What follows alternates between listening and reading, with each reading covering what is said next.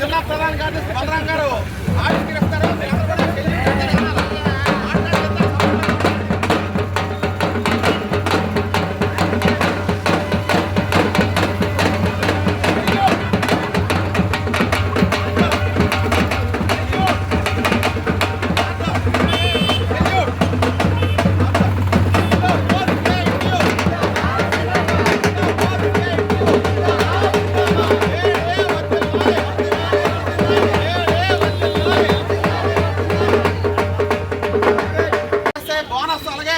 Contract workers regularisation ఇటువంటి సమస్యలన్నీ పక్కన పెట్టేసే విధంగా 8 గంటల పనిదినానికి కూడా కేంద్ర ప్రభుత్వం తూట్లు పొడుస్తూ 12 గంటల పనిదినంగా అమలు చేస్తూ 2026 ఏప్రిల్ 1 నుంచి కూడా అమలు చేయడానికి సిద్ధపడుతున్న నేపథ్యంలో ఈరోజు కార్మికుల వర్గం యావత్తు కూడా గత పోరాటంలో అమరులైనటువంటి ఆ కార్మిక నాయకుల తాలూకా స్ఫూర్తితో ఈ ప్రభుత్వ విధానాలకు వ్యతిరేకంగా కూడా మనం పోరాడాల్సిన అవసరం ఉంది.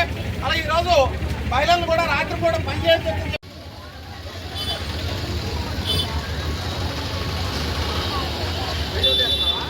వీడియో వేడే వర్ధిల్లాలి వేడే వర్ధిల్లాలి ఉద్యోగులు కార్మికుల ఐక్యత వర్ధిల్లాలి ఉద్యోగులు కార్మికుల ఐక్యత వర్ధిల్లాలి ప్రపంచ కార్మికుల ఐక్యం కావాలి. వేడే స్ఫూర్తితో లేబర్ కోడ్స్ వ్యతిరేకంగా పోరాడదాం లేబర్ కోడ్స్ రద్దు వరకు పోరాడదాం కార్మిక హక్కుల్ని కాపాడుకుందాం కార్మిక హక్కుల్ని కాపాడుకుందాం. ఒక 5 నిమిషాల్లో వచ్చేస్తా.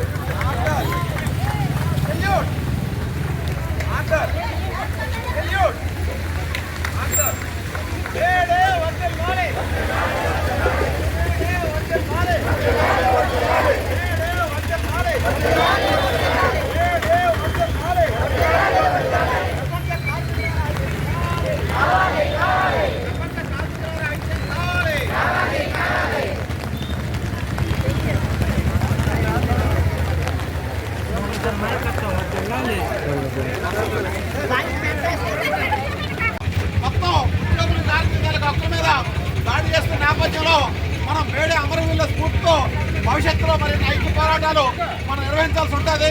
అలాగే ఈరోజు కనీస వేతనం 26,000 అమలు చేయాలని చెప్పి మనం పోట్లాడుతుంటే పార్లమెంట్లో చేసినట్టు వేజెస్ కోడ్లో రోజుకి 178 రూపాయలు జాతీయ కనీస వేతనంగా కేంద్ర ప్రభుత్వం ఆమోదించింది.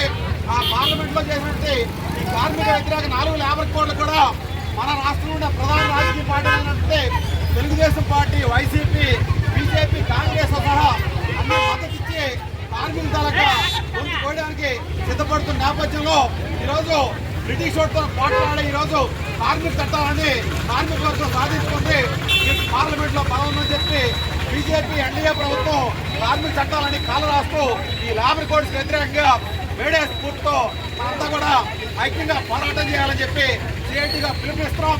భారీ వర్షాన్ని సైతం లెక్క చేయకుండా ఈరోజు వేడే కార్యక్రమంలో పాల్గొన్నట్టు మన రిమ్స్ సోదరి మనందరికీ కూడాను సిఐటి శ్రీకాకుళం జిల్లా తరఫున అభినందనలు తెలియజేస్తున్నాం.